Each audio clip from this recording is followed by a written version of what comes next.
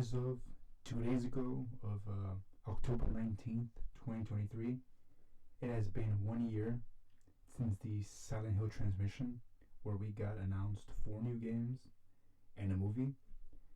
And I would say that it's pretty safe to say that at this point, the excitement that started then has at best dwindled, if not turned to apathy, I'd say. And it's mainly due to the lack of, coverage on, I'd say, the progress of the games, especially the one, that's very, the most anticipated one being Silent Hill 2 Remake. And with that, the only other one we've kind of had the most coverage on is Silent Hill Ascension, that interactive experience, which drops later this month. I don't think there's that much excitement for that one because personally, it doesn't really have that Silent Hill feel. It feels more along the lines of an Until Dawn game, which obviously that was Silent Hill inspired, but this being actually Silent Hill, that leaves much to be desired. But in this video, I kind of wanted to touch on something I had previously touched on in my previous video, which was a long discussion about Silent Hill's PT from the perspective of a fan that only found out about it after the fact, meaning that I never got to play it, and by the time I found out about it, it had been well over a year since it had been cancelled. So I just had, the archives of the playthroughs on YouTube, and obviously the people theorizing about, what the game would have been, But like I said in that previous video, something I touched upon was what Bloober Team had said, that Silent Hill 2 Remake would be more of a reimagining of Silent Hill, and not just a copy and paste with updated graphics and combat. And one thing they said would be that Silent Hill 2 would have new endings and new scenarios. And with new endings, one of the things I immediately thought about was Angela, because anybody who played the first Silent Hill 2, the most tragic character in that game, apart from Mary, is Angela, mainly due to her trauma and her story, which I would just say that her trauma has to do with a previous trauma that dealt with SA, and her getting out of that trauma by unaliving the person who committed that against her, and her deal with her having to forgive herself and accept that she was the victim. And that obviously gives a lot of sympathy for her character, and it just, to me, a good ending for her would be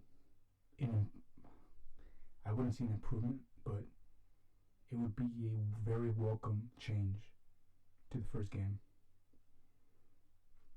Mainly because of how tragic her story is.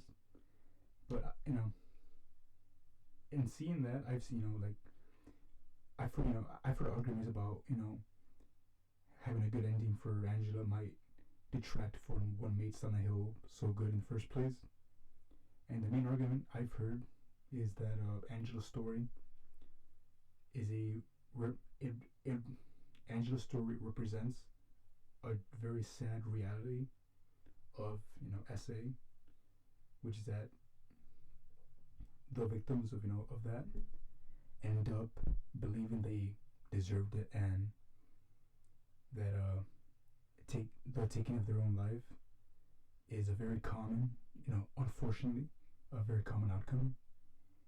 And the argument I've heard is that having a good ending might detract from what that was trying to say, but I feel that it could be handled the same way James' endings were handled, being that it would be more reliant on gameplay example would be,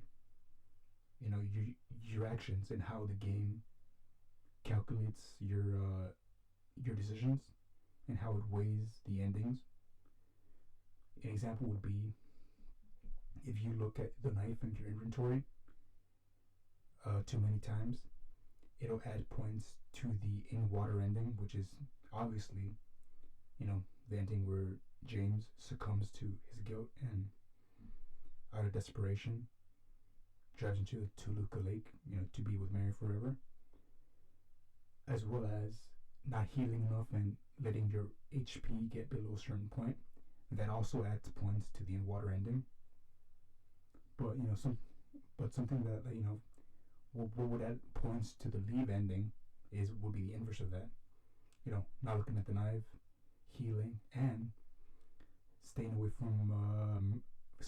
from Maria, because being close to Maria, that gives points to her ending, where James kind of denies, he doesn't face up to his guilt, and he just lives in this fantasy, and ultimately relives his trauma, because at the end, Maria, she coughs, which gives the implication that this is gonna happen again. But not to get too off topic, what I want to talk about Angela would be just, what would that look like? Like, something I would be very interested in seeing would be something more along the lines of the Born of a Wish ending. No, sorry, Born of the Wish campaign, but having that throughout the entire game. By that meaning that an Angela campaign could mirror James's. How James, he starts off in that cutscene in the bathroom, and then you go from the bathroom to the parking lot, and then you go to meet Maria. Then you go to, obviously, to meet Angela in the graveyard, and from there you go to Silent Hill, and so on. With Angela, it would be very interesting to see something similar to that. Her arriving to Silent Hill, having some sort of internal monologue about her, her trauma, and in a similar way to James can't really, it's almost like a veil has been placed upon him, where he, the weight of what he's done isn't on him. Like, for example, he has, he's not aware that Mary's corpse is in his. He's not aware that Mary's corpse is in his trunk. All he knows is that my love died 3 years ago, but I have this letter, and she told me to come for her in this town, and the details of of what happened are murky, and it isn't until after he faces his trauma that it becomes clear. Similar with Angela, she couldn't know that her mom is there. Maybe she got a letter, maybe maybe she got a letter from her mom saying that she's there with her brother and father, and that they want to be together again, and that she needs to find them there. And very interesting, Akira Yamaoka, I know that a lot of the music had to do with the endings, and a lot of the music was tailored to James's story. It would be very interesting if he creates new tracks for Angela, and knowing Angela's her trauma and how heartbreaking that is, I would be very interested to see what Yamaoka makes. They could make new tracks that are as good, if not on par with Promise, Promise, It's Reprise, Laura plays the piano, or Theme of Laura. We could get all that. And yeah, another thing could be that question of how at the end in the hotel, when we see we're James, but we see Silent Hill as we see Silent Hill as Angela sees it, and everything's engulfed in flames. The question there would be, is it always like that from the beginning?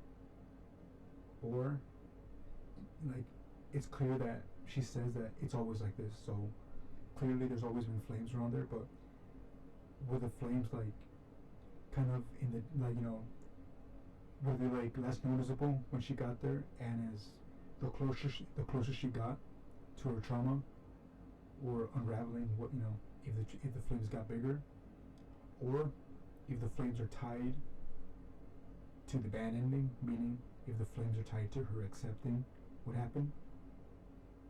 That could be very interesting, that the flames could be a marker of how close you are to what ending.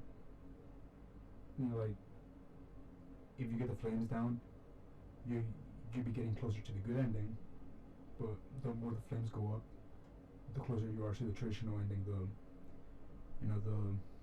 the unalive ending. And it would be very interesting to see what Blue Team does. And yeah, just having like interplay, like having an interplay between Angela, Eddie, and James, and have new scenarios, because Eddie only ever meets James and Laura. If Eddie were to meet Angela or Mary or anything like that, could be interesting to see like those interactions, and who knows, maybe a good ending for Eddie.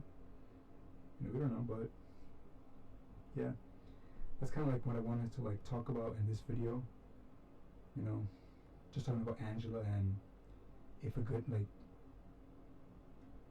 ending could for her, like how much that could improve on the first game.